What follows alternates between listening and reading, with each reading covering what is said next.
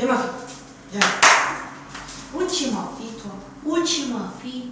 Uchi la fille.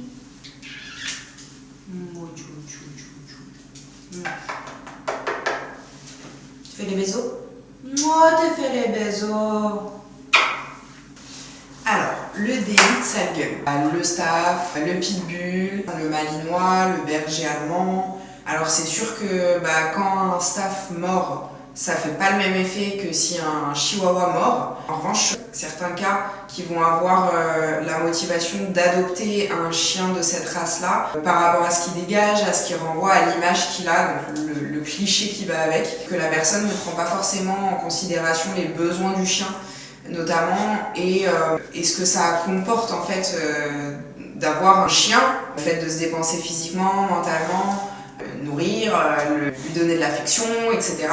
Et forcément, au bout d'un moment, ça part à la SPA. C'est ce qu'on retrouve le plus en refuge, les malinois et les staffs plus particulièrement. Et donc c'est forcément problématique parce que après pour les faire réadopter, c'est très compliqué. Donc en plus de ça, si on a un chien qui n'a pas été éduqué, pas été sociabilisé, etc., ça peut faire des chiens agressifs en tout cas. Donc ça attire pas tellement les gens qui viennent adopter quoi.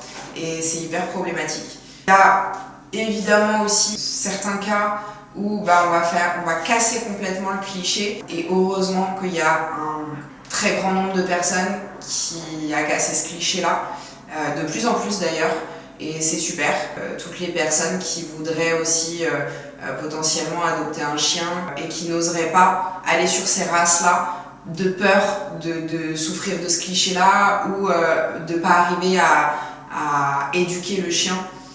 Voilà, il y a toujours des choses à faire. Ils n'ont pas forcément à rester derrière les barreaux plus que d'autres races. On a aussi un gros délit de sale gueule sur les chiens et les chats noirs, surtout les chats, par rapport à la superstition qu'il y a derrière, les croyances, etc. Alors après, dans tous les clichés que j'ai évoqués, il y a une part aussi hyper humaine de l'opinion commune, tout ça, c'est très humain aussi d'avoir ces croyances, mais il faut savoir que ça peut desservir vachement l'animal, notamment les animaux qui restent en refuge des mois et des mois, des années même, par rapport à leur couleur, leur race, etc. C'est bien dommage, donc je pense que ça peut être intéressant de désensibiliser un petit peu par rapport à ça et de casser un peu les clichés.